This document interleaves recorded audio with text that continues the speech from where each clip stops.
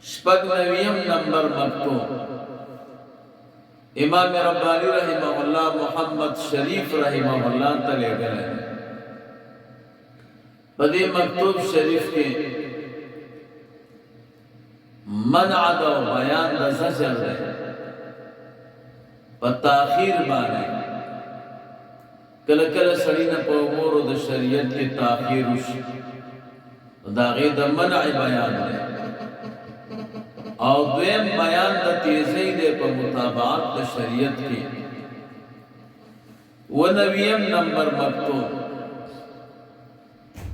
امام ربانی رحمه الله لېږلی دی شیخ درویش رحمه الله په دې مکتوب شریف کې امام ربانی رحمه الله په دې باندې بحث کوي چې مقصود د عبادات مامورونه دا تحصیل د یقین دی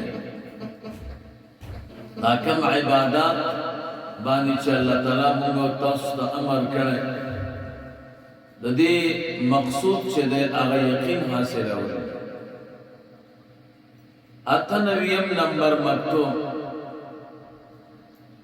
امام ربانی رحمه الله عبدالقادر رحمه الله ته لېږلی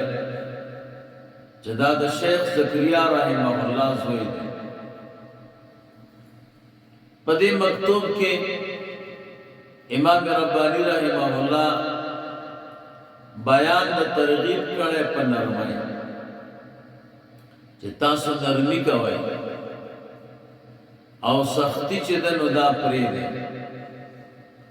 دې موضوع باندې امام ربانی رحمه الله د رسول الله مبارک صلی الله علیه وسلم حدیث راوړي دي چې نرمي پکار ده او سختی نه نویم نمبر مکتوب امام ربانی رحمه الله مولا حسن کشمیری رحمه الله ته لېږلی په دې مکتوب شریف کې د یو مسلې جواب ورته کړی کله کله الله تعالی په دې اولیاء او بزرګانو یو حالت یو کیفیت طاری کوي نو د هغې جواب دی پکې او بیا فرمایلی دي چې حالت د نوم او د خوب دا سراسر غفلت دی او تعطیل دی څومره چې خوب کمی نو صحیح ده سلم نمبر مکتوب د مولا حسن کشمیری رحمه الله ته لېږلی دی دا اصل کې هغه ترې نه د عثمان پوښتنه کړې ده او امام ربانی رحمه الله د هغې جواب کړی هغه ورته فرمایلی دي چې شیخ عبدالکبیر یمنی رحمه الله فرمایلی دي چې الله تعالی عالم په غیب نه دی نو د دې څه مقصد دی نو امام ربانی رحمه الله د دې جواب کوي یو سل او یو نمبر مکتوب امام ربانی رحمه الله دا هم مولا حسن کشمیری رحمه الله ته لېږلی په دې مکتوب کې امام ربانی رحمه الله په هغه جماعت رد کړی چې کوم اولیاء کاملان دي د هغوی متعلق هغوی د ناقصو تصور کړی چې دا ناقصان دي نو هغوی باندې رد کړی یو سل دویم نمبر مکتوب امام ربانی رحمه الله مولا مظفر رحمه الله ته لېږلی په دې کې یو قیمتي مسله بیان کړې ده مسله دا ده چې څوک سود وکړي 200 روپو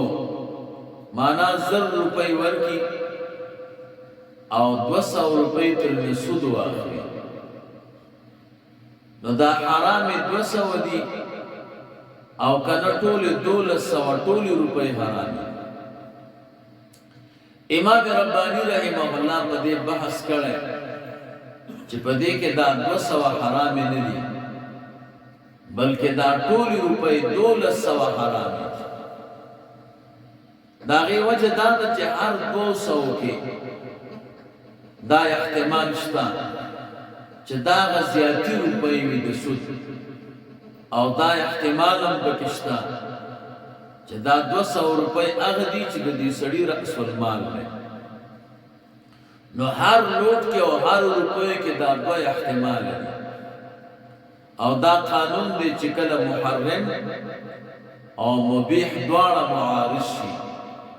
نو ترجیح محرم ته. نو امام ربانی رحمه الله فرمایي داسې نه ده چې په 1200 کې به 200 روپۍ سودي او دا به هغه سړي ته واپس کې نو خلاص بشي، نه،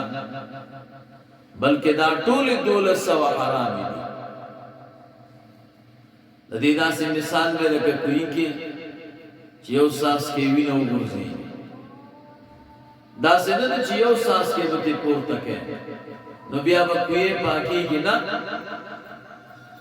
دا ټول کوی به پاکې